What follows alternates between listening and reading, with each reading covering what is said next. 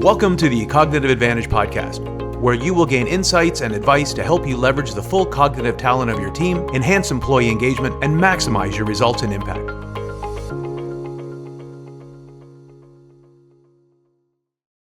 Well, welcome back to the Cognitive Advantage Podcast.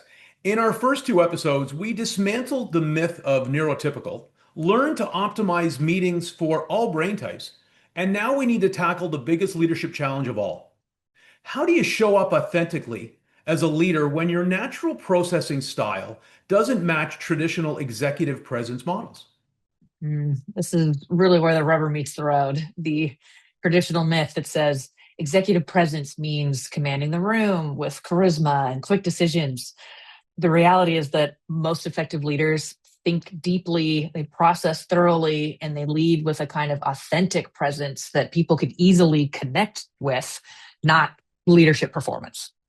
So what if your natural processing style, became your greatest leadership asset instead of something that you got to feel like you got to overcome it? Yeah, let's explore that because, as you just said, there is no typical brain. Right? There's no such thing as neurotypical. We've designed around a non-existent average. And that means that there's actually no one right way to lead. But we've been trained to perform leadership instead of being leaders. So let's start by naming what we've been taught executive presence looks like. The old definition includes command and control, dominating conversations and making rapid decisions, right? That kind of extroverted charisma, being the loudest, most confident voice in the room, and the kind of emotional armor, the stoicism, where you never show uncertainty, vulnerability, or deep processing. I agree. I've done a lot of work on executive presence. And, one of the things that I try to do is dispel, what is out there, that generic stuff that doesn't have any specificity and is really focused on, how the person shows up in a room and the way they dress and so forth. And now it's more to me about emotional agility, communication impact, relational intelligence, and really strategic alignment. And, when I think about executive presence, you know, and it leads to a level of performance pressure, for many people acting like a leader rather than being one authentically, demonstrating who you really are. And from my social style work, I saw how this creates or could create, a massive amount of pressure for analyticals or collaborative personalities who basically are going to be masking their natural strengths. And the hidden cost of that is enormous. Cognitive masking, where leaders have to hide their natural thinking processes, even their physical expressions, right? That the exhaustion cycle from maintaining some inauthentic persona on the outside while you're crumbling on the inside. Organizations are losing the strategic advantages of all of these different thinking styles. And I think about this from the impact on talent, whether it's a talent drain or just, lost opportunities. High performing individuals who kind of don't fit that leadership model and or that mold that has been perpetrated out there, and assuming that, well, it's quote not for them because they kind of don't fit with it. And I think companies risk selecting against cognitive diversity at the leadership level if they don't look more broadly. Exactly. And here's what we actually need in leaders is strategic thinking from leaders who see patterns and long-term consequences. And to do that, you do have to take a little bit more time, right? Collect a little more data, talk to a few more people. Emotional intelligence, the ability to read team dynamics and respond appropriately in the moment, catching something small, right? Catching a molehill before it becomes a mountain. Authentic presence, where trust is built through genuine connection, right, with somebody else, not through performance and stoicism. And then there's also cognitive courage, right, which is really the willingness to think differently and to share those insights. Yeah, Sira, I've done a lot of work aimed at really defining the traits of leaders with executive presence and how leaders can build their own executive presence. I'd love to discuss with you how we could, or how you would define executive presence and what does, authentic leadership look like? The new definition absolutely starts with self-awareness. and understanding your natural cognitive strengths and your processing style, and then adaptive communication, where you're able to flex your style while staying true to your core approach, right? Tailoring a message to someone else so that they can hear it clearly, feel it deeply, right? They get it, they attach to it, they're motivated by it. That isn't sacrificing who you are, right? That's just making sure that someone else hears the message. And that's your responsibility as a leader, is to ensure that your message is received completely. And then there's vulnerable leadership, right? Which is, articulating what is going on inside here, showing your thinking process, not just your conclusions. And that is, despite what maybe we've been like taught or seen inside of, presentations. Yes, give your high level and the 3 points. Don't bury the lead within your thinking style, but have that data, that background, right, that context available to discuss, right, and for discussion. And that's systems intelligence, right, where you're using your unique perspective to benefit the whole organization. I love the shift from performance to presence. One of the key traits I Mhm. focus on is emotional intelligence and relational skills. And key component is managing yourself and your relationships with insight and intention. Can you break down what this transformation could mean to professionals? Yes. So instead of some of the phrasing, I think it was like fake it till you make it. Right? It's no, know it, own it, share it. Instead of never let them see you sweat, it's let them see you think. Instead of having all the answers, it's ask better questions. And instead of move fast and break things, it's think thoroughly and build sustainably. Yeah, fake it till you make it is one of the cliches that I probably dislike more than a lot of the others, but it is way up there. This really connects to everything we've discussed about, optimization versus accommodation. We talked a lot about that, I think, in our first episode. You're not accommodating your thinking style, you're leveraging it strategically. It also speaks to authentically leading and building trust.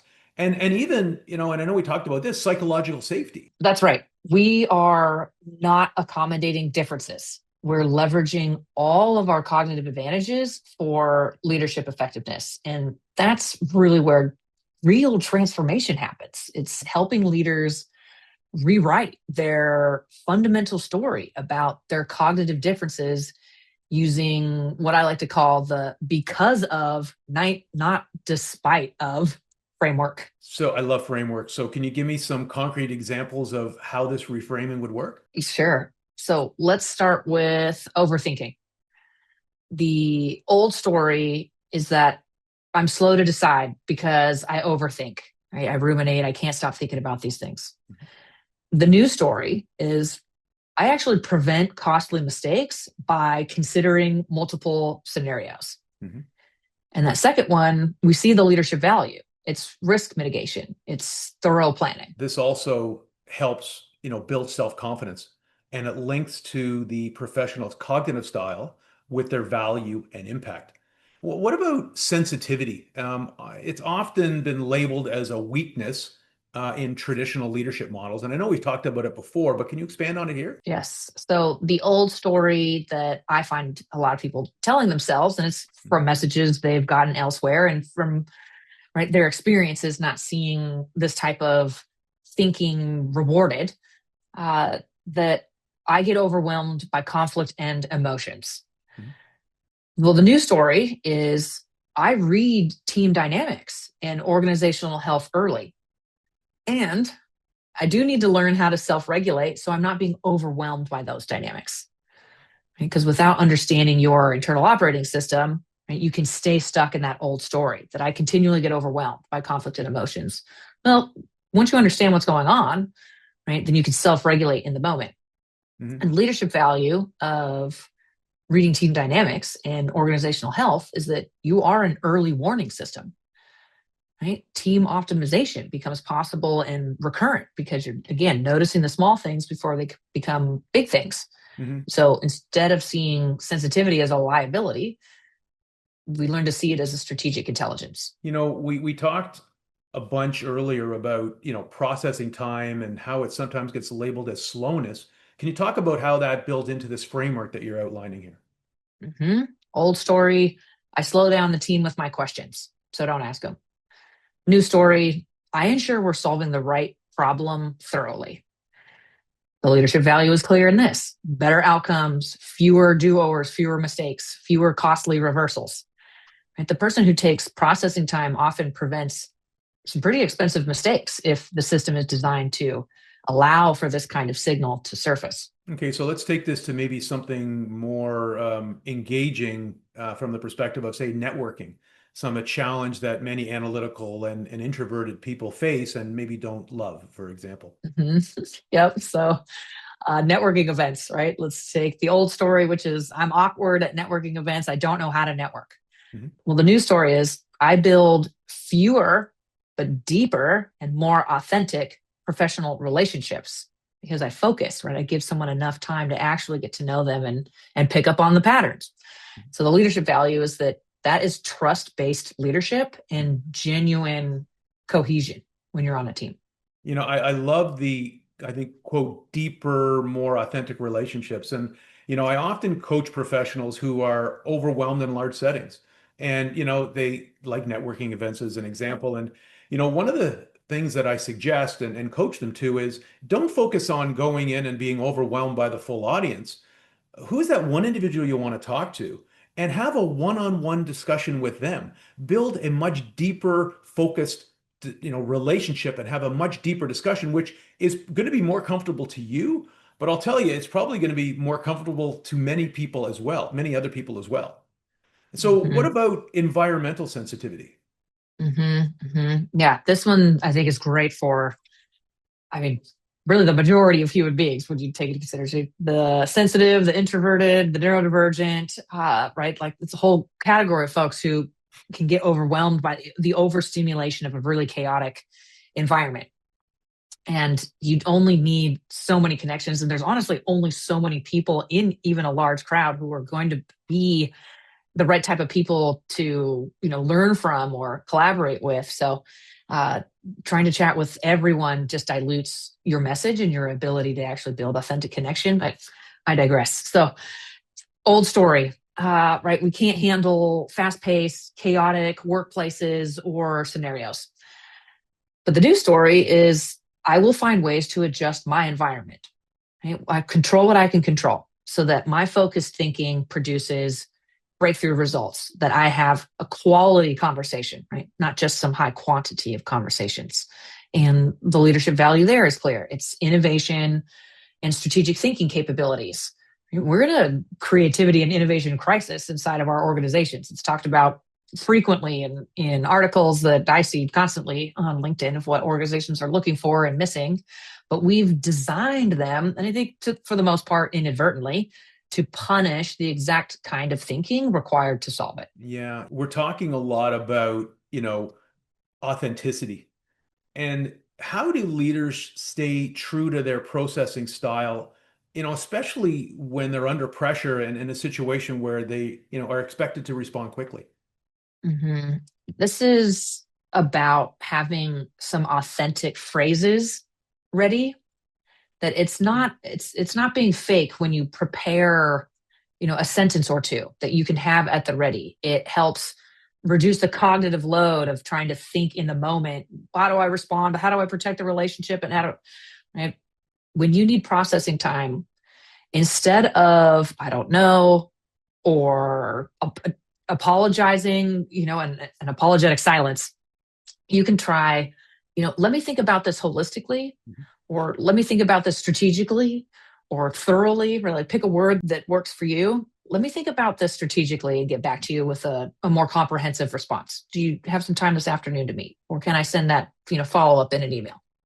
Yeah, I love this language because it really speaks to, another key trait that I view of executive president, which is that strategic thinking, really. That ability to see the bigger picture and aligning decisions with these long-term goals, or as I often call it, that ability to connect the dots. Using language that demonstrates this key trait while proactively addressing assumptions about being indecisive I think is key. So, what about when sensitive leaders pick up on, say, a team tension. There's a little struggle in the room. Yeah. Instead of ignoring it or allowing kind of highly sensitive people without practice can have a hard time distinguishing between their own emotions and other people's. It's like the semi-permeable layer of a cell. Like ours is more permeable, right? So we can take on these things and hold them, which can lead to overwhelm. So instead of ignoring it and just letting it kind of sit there, you can try saying something, right? Like I'm picking up on some tension in the room. I'd like to address it before we continue. Right, whatever your level of psychological safety is, you're going to adjust, kind of the strength of that message and what you're building on your team, right? What you're entering into on the team. But ultimately, you're signaling that you want feedback, right? That you want people to speak openly, and that you're using that sensitivity as strategic intelligence, right? You're finely tuned and going like, oh, the antenna's picking up something, right? So psychological safety, really, or the lack thereof, that destroys team cohesion, connection, and critical thinking. So again, like listening to your signal and picking up on that, and then drawing attention to it just for a little bit to allow people to air something, to raise a hand and say, I disagree, or I think there's another way. I'm going to make a statement here, and I'm not sure if it is accurate, but I think there's at times where somebody who is quiet in a meeting is viewed as not having confidence. And what you just said there spoke very, very much to being confident to speak up, being confident to disagree, being confident to state your position. Why is there seem to be this correlation between confidence or a lack of confidence and somebody who is quiet? Mm-hmm. Yeah, because we have, I think, especially in the United States and maybe even especially in like tech startup spaces, right? It's varying degrees of intensity, but the fast pace, make decisions quickly, be able to think on your feet, have all the answers, right? It's pervasive in our corporate culture. And so what leaders they've been educated in their own experience, right? Growing up in their careers, and now they're leading others, and they're just regurgitating that back, right? That's what they're looking for because that's what their bosses were looking for. They're misinterpreting that pensive nature of a deep processor with a lack of confidence or a lack of engagement, right? Or just a lack of even intelligence at times that, do you even understand what's going on here? Like if you did, this is how they're correlating it. If you did, you'd be able to contribute to this conversation. That's none of those things are necessarily true. They're assumptions that we're making based on this limited model, right, of leadership and what participation looks like. So again, like going back to phrasing, then what people could use is that, if you're having hesitation because you don't see it as safe, to speak up, that it's been punitive, right? An exercise for you to try to, raise your hand and challenge somebody, right? Every situation is unique. But you can still have a phrase that signals, right, that there's something else that needs to be discussed, and interrupts this again, just like fast, just like let's get to the end as quickly as possible type of thinking. So something along the lines of like, I see some risks that we might want to consider before we proceed. Do we have time to talk about them now, or should I book another meeting? So then that way you're providing strategic value, not being difficult. And you're also not maybe positioning yourself to be super vulnerable if you're not comfortable with it. Right? You can say, do we have time to talk about it now? If you're comfortable doing that, if you know that it's okay to do that. Or alternatively, right, you could say like, could I set up some time with you after this meeting to talk with you one-on-one?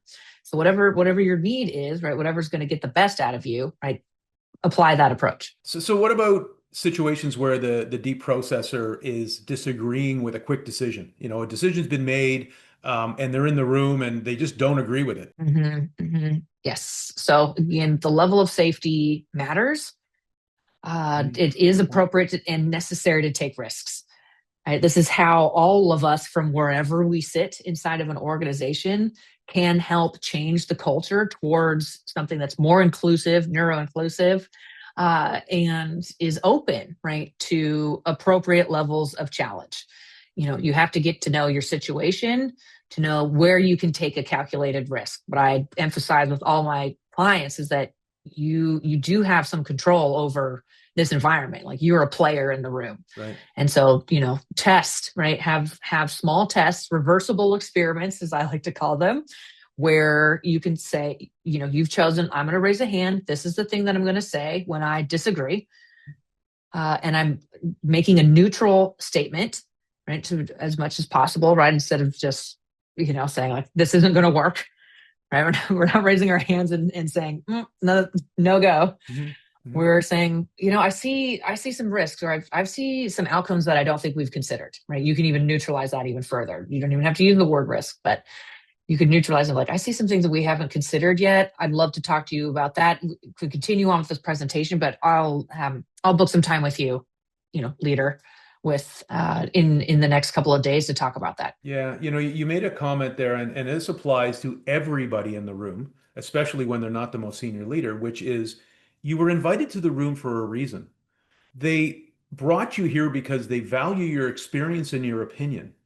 And so if you have that opportunity to speak up, this is that opportunity to demonstrate your knowledge, your impact, and your ability to, well, either connect the dots or add value. It's a great way to demonstrate your strategic mindset and thinking.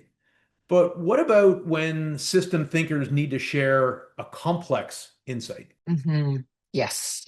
So instead of, because I see this a lot with folks, is that they apologize for taking time, or they try to dumb it down. They try to speed it up, and that then loses the message.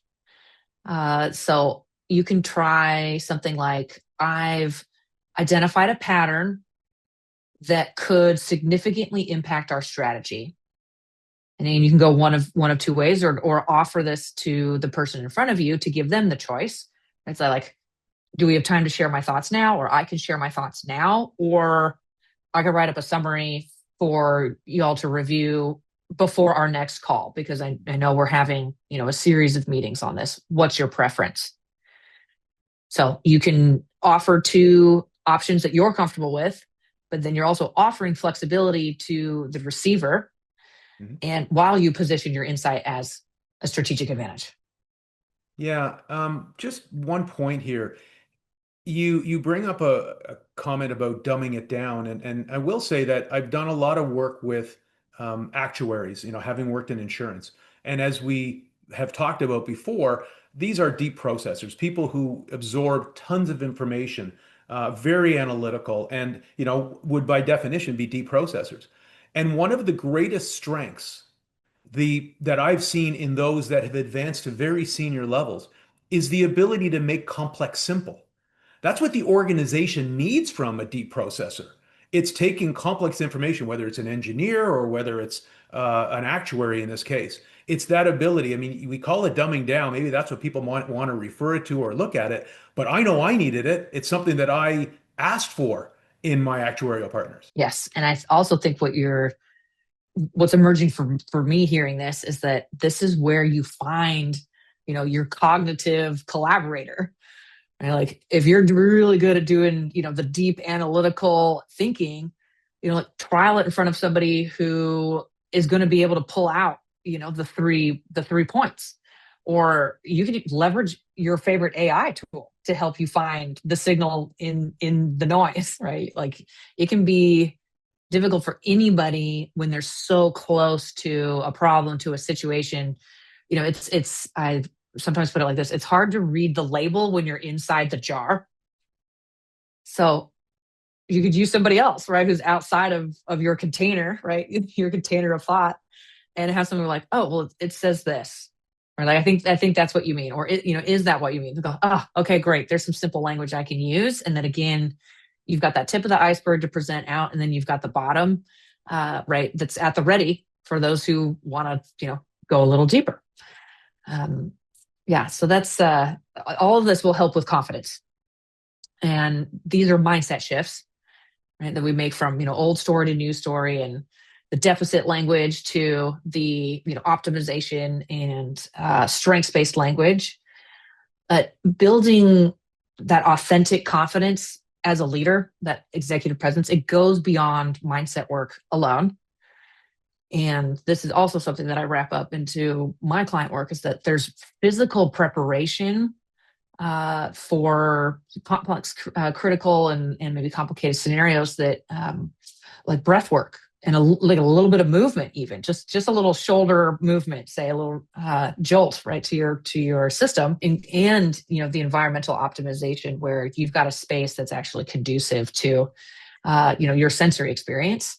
So energy management, right? Working with your natural rhythms instead of against them is also pivotal. So you're kind of talking about practice and rehearsal. So what would Yeah. authentic rehearsal look like? One of the concepts that I teach my clients is, practice being who you are under pressure, not just performing a role. So, like we were talking about earlier, rehearse some of those authentic responses. Like, they're coming from you. You're using your language. You're not just picking up some random playbook about how to be a leader or how to, hold executive presence and trying to memorize those phrases, right? They're yours, right? You're not trying to become someone else.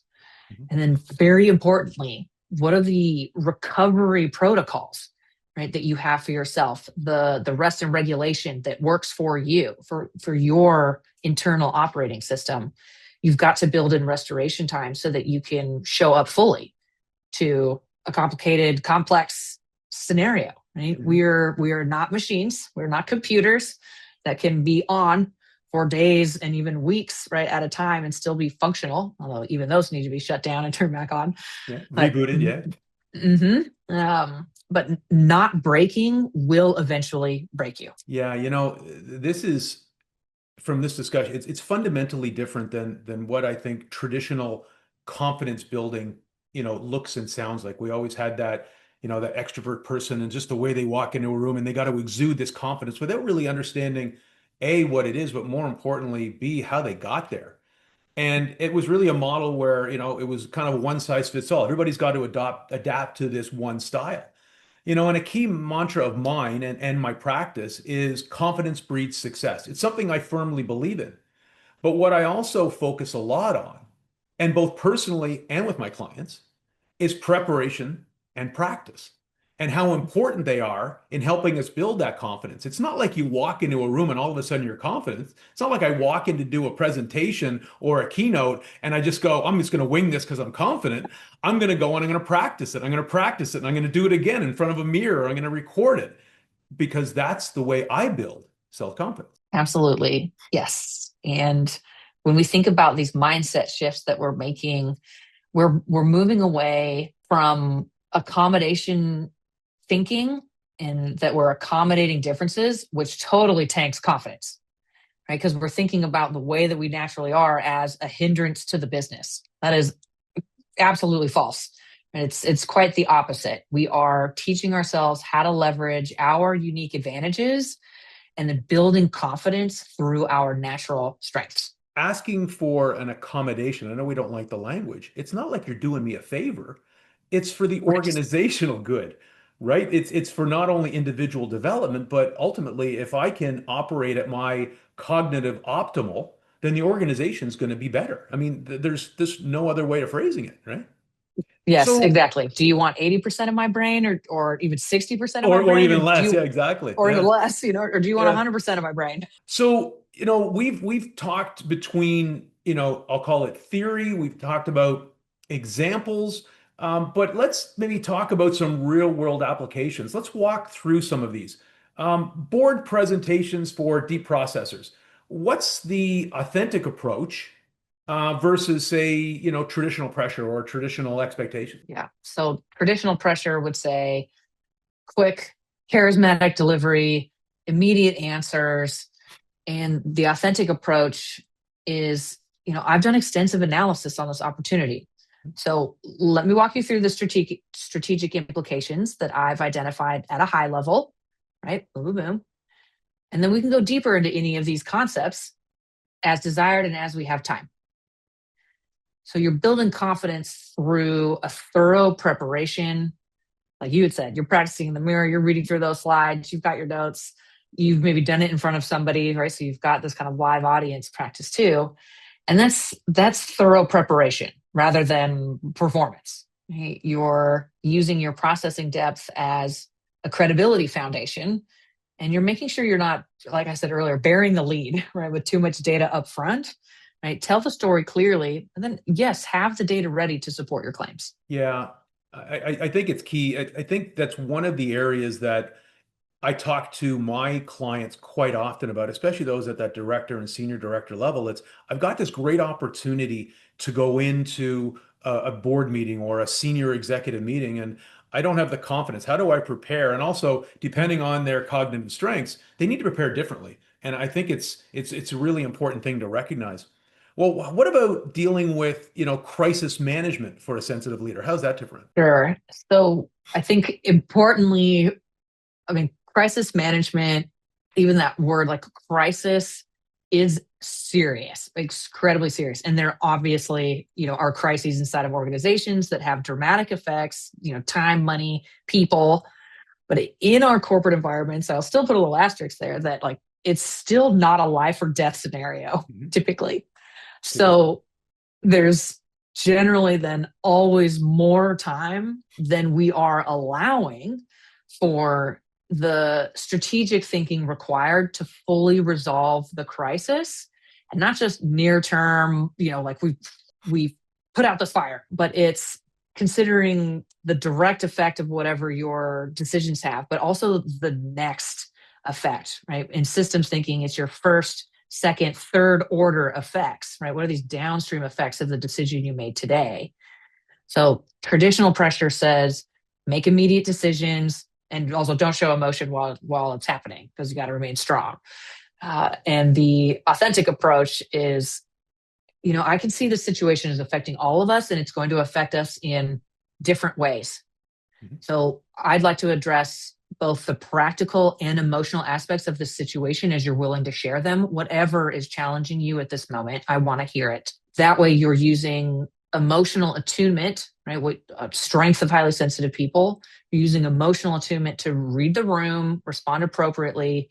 You're leading with empathy while maintaining clear direction. Yeah, you touch on something when I think about some of the traits of executive presence. One of them is that, the gravitas and confidence. But the gravitas word I think is been misunderstood. But for me, in this situation, it's really, projecting an air of maturity, credibility and composure, especially in those situations like we're highlighting here. It's a crisis for an organization. It doesn't necessarily mean that my flat white didn't come prepared properly, but it's something that the organization views as a crisis. Okay, so we've covered a couple. How about one more? How about an innovation meeting for systems thinkers? Yep. So traditional pressure is all right. We got to come up with a bunch of ideas. We've got this complex problem we're trying to solve. We need new ways of thinking for it. But you're in a room, and then they want really quick plus exciting ideas. It doesn't those don't really jibe. And the authentic approach would be to take a step back and say, like, I'm seeing connections between current challenges, but also some broader patterns. I can share a couple of those things now that could, unlock some significant opportunities, but I'd also like a bit of time to, you know, leverage the reports that we have on this, the data that we have on this, like talk to a few people so that you're using your pattern recognition as a contribution style. Right? So you're facilitating deeper thinking rather than surface brainstorming. Right, right. Sira, in our first episode, I asked about my friend's son who is technically brilliant. He's in cybersecurity, and he struggles with interviews. He's autistic, and our discussion focused on what the organization needs to do and the changes that need to be made. However, in the interim, what can his son or similar professionals do now to increase their confidence and success in situations like this? Yeah, and I do, like we were just mentioning a bit earlier, is like control what you can control. You can also be the change. So we don't need to wait, right, until HR has an initiative around this or my leader does have an initiative. Like there are use your pattern recognition, right? Your ability to sense, like the attention or emotions in the room and what somebody's threat state is when you propose a new idea, to take calculated risks and to try things, right? Reversible experiments. So I do think these things have a feedback loop, right? We don't just blame the system and say, well, what's the system? And it sucks. And I'm just going to wait for the system to change. Like, you do have power. No matter where you sit in an organization, you have power to make small, like reversible changes, and that you can slowly build on those over time as you, right, have this butterfly effect and start shifting culture in a new direction. This is a really important question, because we're working on systemic change, but individuals still need to understand how to navigate the current system successfully. Exactly. And Yeah. so in order to navigate an external system effectively, we have to know how to navigate our internal system. And so for this individual and professionals like him, I have a 3-part approach, Okay. which is one, as we've been talking about, reframe your story proactively.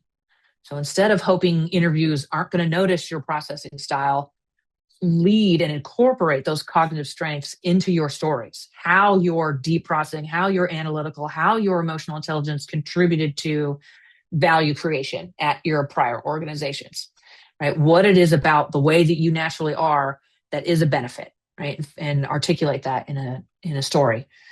Mm. Also prepare. That's part of preparing, right? An authentic response for predictable moments in an interview, right?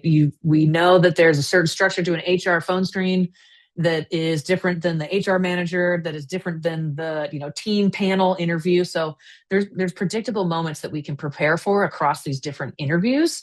And so when asked about, say, your leadership style or decision making, right? Again, instead of articulating, it's like, I take a long time to make decisions, instead of apologizing for needing processing time or trying to diffuse that.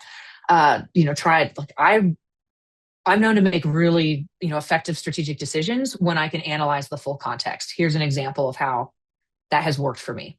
Right. Here's multiple examples of how that worked for me and the results. Right. Quantifiable results, so you can point to that, like, this style works there and it will work for you. Again, talking about environment, is that you need to create your optimal, to the extent possible, interview conditions. And we are getting better about this again, in the United States, where, again, Americentric point of view I have, of course, and then I'm also in Silicon Valley, that there is a shift that I'm seeing in asking candidates, do you need anything to help you prepare, right? And they're asking about accommodations, right? Just in softer language, but take advantage of that, right? And if that isn't offered, still ask, right? It's still your right to ask for the interview protocol, right? What is the focus of this conversation? What will the interviewer be looking for? And that way you can prepare thoughtful responses, not an exact script that you read, obviously, but that your brain has to take less time in that meeting to account for all the things that your gifted mind is going to try to account for to prepare a response that does slow you down. But then you can also, even in that meeting, again, like, it's these signals, we have a lot of fear around, say, asking to pause before answering a complex question. Say, that is an excellent strategic question. Let me think about that. I want to process the implications thoroughly and give you a complete response. Just a little, right? You can add that to the beginning of your thought process.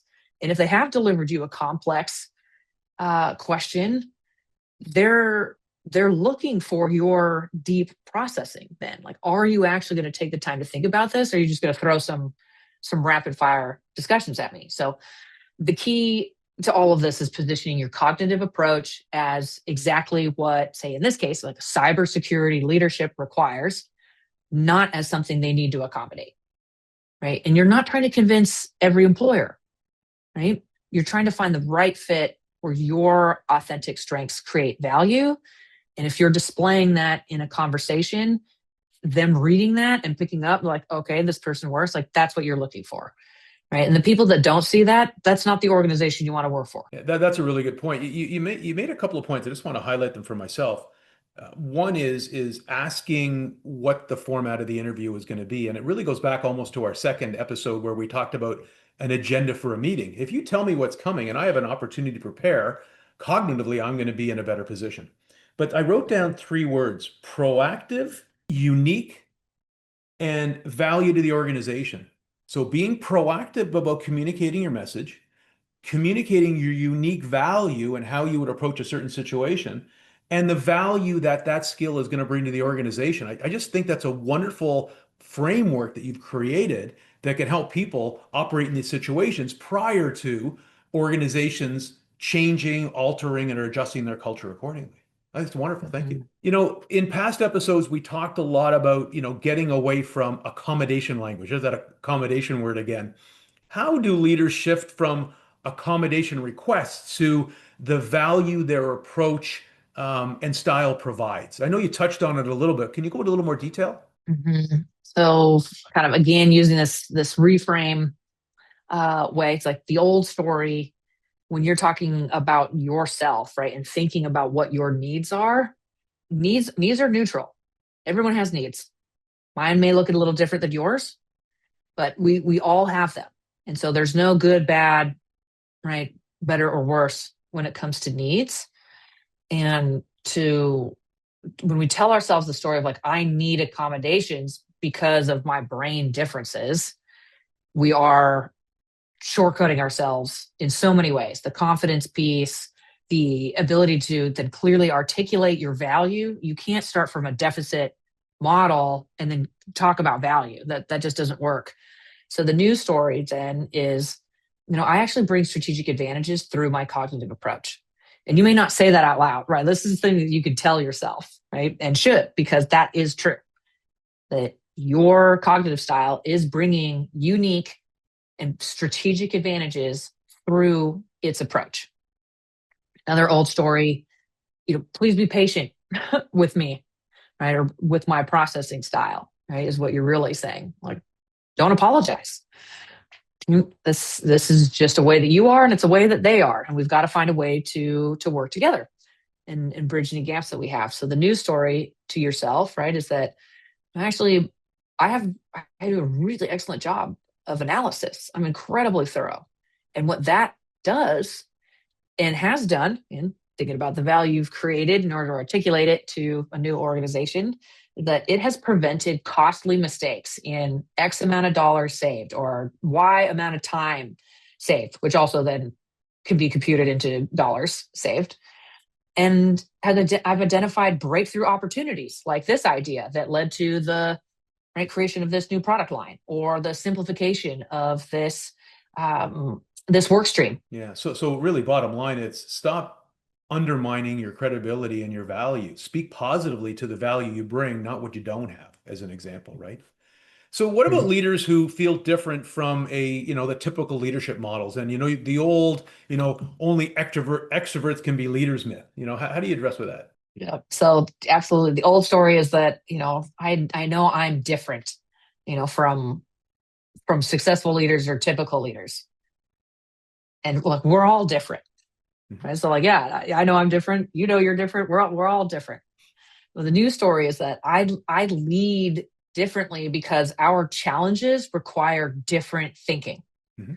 We wouldn't be in this creativity and innovation crisis if it weren't for the fact that we were just relying on the ways that we've been doing this, for the last century. Right? Right. Same thinking, same results, and that doesn't allow us to adapt to the future. There's no typical brain, right? That's a non-existent average. I've heard that So there's, before. yep. So there's no typical way to lead effectively. I'm a big fan of storytelling, especially for professionals, and I spend a lot of time helping leaders proactively tell their story and communicate their value and impact. How do you recommend that leaders craft their authentic leadership story? Yeah, I think you and I have a bit of a similar approach, maybe with different tools.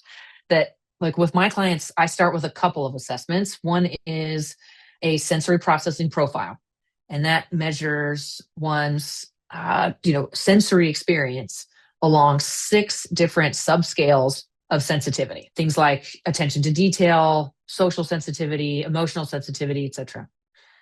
And we then map those results to the results of a Berkman method assessment, which is goes much deeper, and it measures your usual behavior, stress responses. It also helps to illuminate what your motivations are, or interests, and also even gets at core values. So it's an incredible way, because one is like system design, which influences everything about like internal operating system design, right? Like this, the degree of intensity with which we experience the world and take in sensory information affects literally everything about us as we enter this world and start getting shaped and reshaped by our experience as we go from babe to adulthood. And our behavioral tendencies, right, are shaped by our neurological wiring. And it's just an incredible way to reframe what clients have deemed as negative or problematic, again, like deficits, instead as, oh, this is actually what makes me an incredible leader.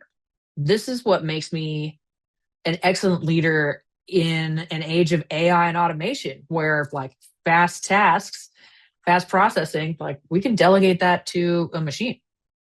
And what's left are, critical thinking, systems thinking, emotional intelligence, negotiation, creative thinking, innovative thinking, talent development, relational and deeply human skills. So after identifying what those cognitive like baseline is and map it to your behavioral tendencies, what do you naturally do well that others miss, right? We can connect that to business value. How do these strengths create measurable impact? And then we can work on confidence, right? Where you're owning your approach and you practice describing your style as a strategic choice, not a limitation. And then sharing that, right, is kind of the final step, is learning to let people see your thinking, right? Not just your conclusions. Yeah, you bring up a great point around AI and how certain skills are going to become more important. And people often talk about emotional intelligence and different ways and different skills organizations are looking for. And they talk about these soft skills. I prefer to look at them as power skills, because ultimately they're the ones that are going to truly differentiate you in the marketplace and truly differentiating the organization when a lot of that, processing of information has been removed. And now you're focusing on, how do I build relationships? How do I, influence the organization? How do I align the work to the strategic priorities? I think that really is going to be the key. And I think 100% Mhm. it's going to be less about just the purely technical stuff that can be handed off to a computer, right? So, maybe back to real world questions again, situations that some of the people who are listening may actually face. But you're coaching a client and they've been told that their natural style is wrong for leadership. How do you help them, well, first of all, deal with it and also rebuild their confidence? Yeah, I've worked with people who have built companies and are questioning, like CEOs and founders of organizations who start questioning their ability to lead their organization in the next phase of growth, because despite a track record of success, like they've built a successful company, like, and it's because they've been leading as if they have someone else's nervous system. And so that building experience has been so painful that they think, well, gosh, I don't know if I'm actually cut out for leadership. Like, well, that's because, again, you've been leading as if you're supposed to be the extroverted, charismatic, always on, blah, blah, blah. And so I help them see that their style, like with these 2 assessments, and then coaching around that and finding what are the stories that you've been telling yourself? And of course, messages that you've received, to help them see that their style isn't wrong. It can never be wrong, right? The definition of leadership was simply too narrow. And so we work on reframing, again, what are natural cognitive differences as strategic assets, right? And practicing authentic communication that positions their approach as valuable. So, what happens to organizations when they only value one type of executive presence, maybe the old style, the old version, the old definition? They lose strategic thinking from analytical leaders. They lose emotional intelligence from sensitive leaders. They lose systematic approaches from planning focused leaders. They get leadership that looks confident, but maybe missing critical perspectives that prevent mistakes later. So I focused a lot of my leadership team hiring and design later in my career on ensuring cognitive diversity. Right? Having everyone think and act the same way may feel comfortable, but it creates so many missed opportunities that come from diverse perspectives and experiences. How do you help someone practice vulnerability without feeling exposed or unprofessional? I've used this phrase many times, but I believe that vulnerability is a leadership superpower. And how I do that is when I was leading large teams, I did it through demonstration. And what I mean by that is that one specific example is that I would annually develop my personal development plan with my leader and HR, and I would share it with my team. And I would not only outline, what I'm focusing on, but where my gaps are and what I needed to fix or address and how important it was that I had their support. And what I mean by that is I wanted them to call me out if I wasn't doing something. I wanted them to provide that feedback to me and hold me accountable. And so I would give them that permission and I would ask one-on-one for feedback. And those that were comfortable shared and those that weren't over time, I hopefully got some feedback because everybody's input was valuable.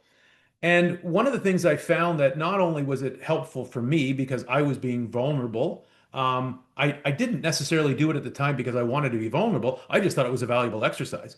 But then what I saw was my directors and my senior directors starting to do the same thing with their teams. And so they were demonstrating vulnerability. Again, without calling it vulnerability, it was more about sharing and getting actual active feedback. But I think it now falls under the category of vulnerability. And so from a business perspective, I'd be curious, what advantages do organizations miss when people with diverse thinking styles, hide their approach or their style? Oh, yeah. So they miss pattern recognition that prevents market blind spots, Mhm.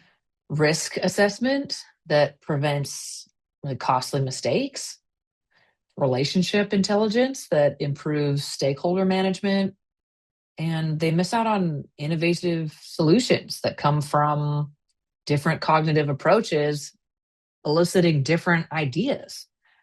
So when leaders mask their strengths, when they have to hide who they are, organizations lose their competitive advantage long term.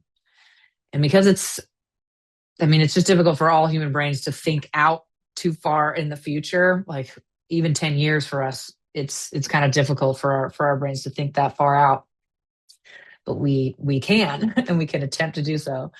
And we know from past experience that there is a long tail effect to exclusion. We are actively, even if it's slowly, it is surely over time creating a burnout culture where people are hiding themselves in order to stay employed, Mhm. which downgrades the thinking of your most perceptive employees. So what are some immediate implementation steps that leaders can take, well, today? Three things: identify one deficit story that you are telling yourself and reframe it as a strength.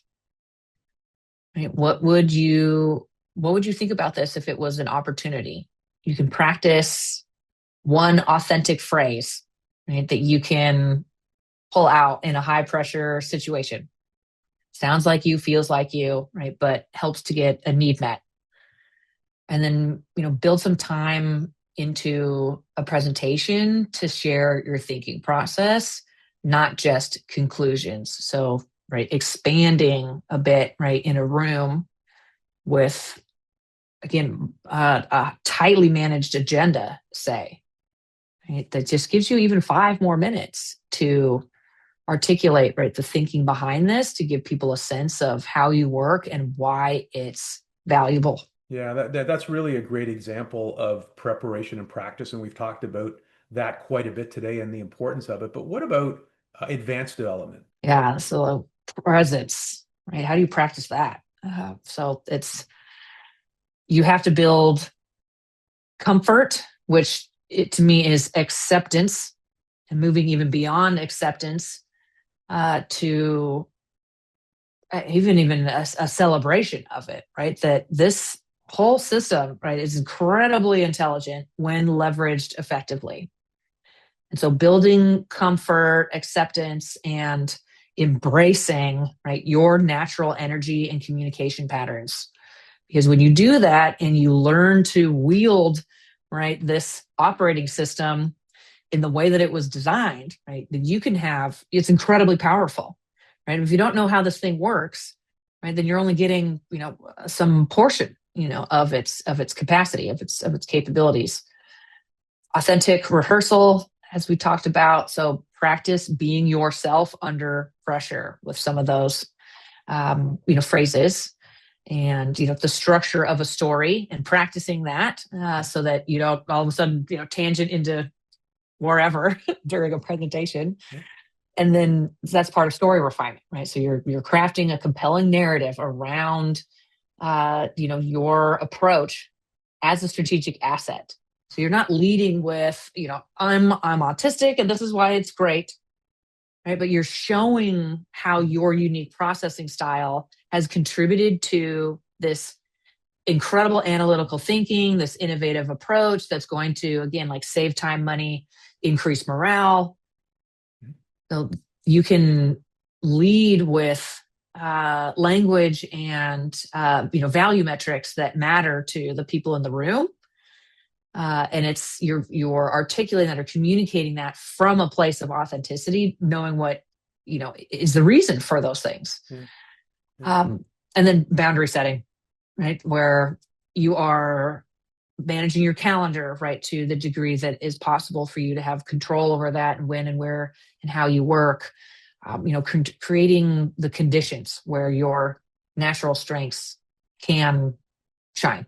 Yeah, I it's a lot, and I don't mean that in a negative way. It's very aspirational. I think it's wonderful. I'm just wondering how you see this impacting organizational culture today. Modeling authenticity gives everyone permission to lead from their strengths. And your story that you just told about your development plan is a perfect example, right? You were leading by example.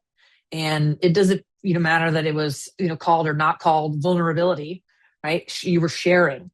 And in that sharing, you showed that it was okay to share. It's safe to share. And so then others then followed right, that behavior. And that's what we do with negative behavior, right? We see punitive measures from our leaders. And so we adopt, right, and adapt our style to those punitive measures, right, down the chain, outward and up, down, side to side.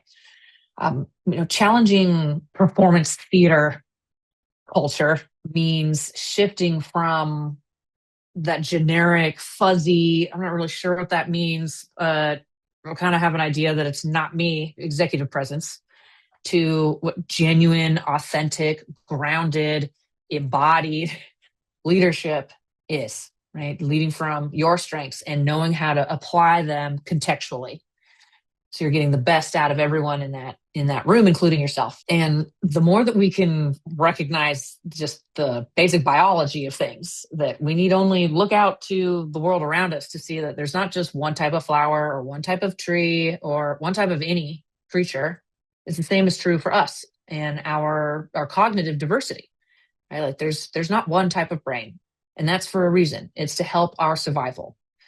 Right. The more differences we have, yes, it can be a little complicated or complex to have to navigate these differences, right, as we learn to appreciate all of them. But it is what keeps us strong.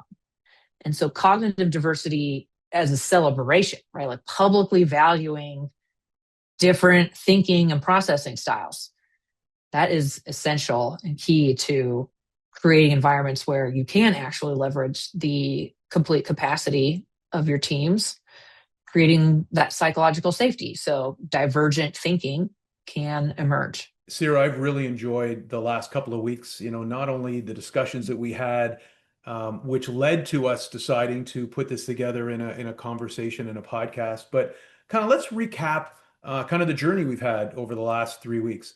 So session one, it was about understanding cognitive diversity as a strategic advantage. There's no such thing as neurotypical or one brain, as you've highlighted many times. In session two, we talked about inclusive systems that unlock all brains through the optimization of meeting design. And you went into a lot of detail about the different colors and so forth. And lesson three, or session three, which is what we're doing today, was really focus on leading authentically from our cognitive strengths instead of performing leadership or formative leadership, or that traditional view of what leadership or executive presence kind of is or was. What's the transformation promise if somebody steps forward and starts to embrace what we've talked about? Mhm. At the individual level, it's from masking to mastery. And for me, that's nervous system mastery, getting Right. to know very intimately and deeply your internal operating system so that you can wield its power, from performance to presence. And it's a subtle but again a really incredible shift that you can make when you stop pretending to be a leader Mhm. and you start leading from your strengths. That is how we build trust and connection, and we earn loyalty. Mhm. And for teams, it's from desiring cognitive conformity, where we're hiring all of the same people, to thinking about our differences as a collaborative and cooperative advantage. We're the most pro-social species on the planet, right? So it's actually from collaboration that we've succeeded, and the all of the unique ideas that we can create to solve a problem.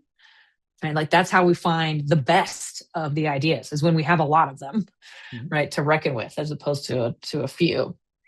And then for organizations, of course, it's from accommodation thinking to optimization strategy. So what should, leaders and I even say all professionals do after listening to this series? But first of all, thanks for listening, but what should they do after this series? Personal reflection is really powerful. So just identify one way that you've been performing leadership instead of just being a leader. Mhm. Because whether you're leading yourself, others, other leaders, or an enterprise, you are a leader. Mhm. I think just taking that on as a new narrative for yourself, right, is really powerful. So to self reflect. And then part of that is that story practice. Mhm. So, what is one of the reframed strength stories, right, from a deficit story that you can share with a trusted colleague? See how it feels, right, to that person. Again, somebody like, and trust, right? So it's safe. You can make mistakes in that communication, but they'll also give you, loving feedback in return. Like, this landed, that still doesn't make sense, whatever. And then similarly, right, more authentic experiments. So like try leading from your natural style, Mhm. just in one situation this week, like one meeting you own, one problem solving session, right, that you like and would that your cognitive style would like really lend itself well, right, something that you feel confident about already or naturally. Try experimenting, unmasking. And then again, as always, I say this a lot, this is not about accommodating differences, right? It's about leveraging the advantages, right, of your unique processing style. When leaders, when we know this from so much data, so much research now, so when you show up authentically, and that even that word is kind of overused, Mhm. but there it does have a meaning, right? Like it's from who you are, that when you're leading authentically from your strengths, everyone benefits.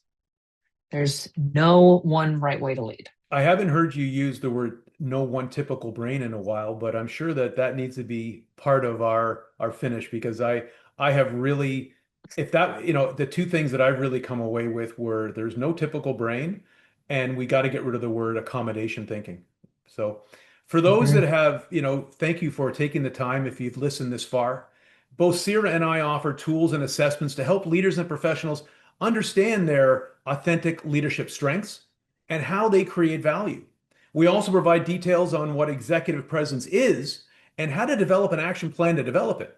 We'd love to connect with you or anyone that you know who could benefit from our approach. Thank you for joining us for the Cognitive Advantage series. The future of leadership is cognitive diversity, and it starts with leaders who have the courage to be authentically themselves and help drive the organizational change necessary for all of us to flourish.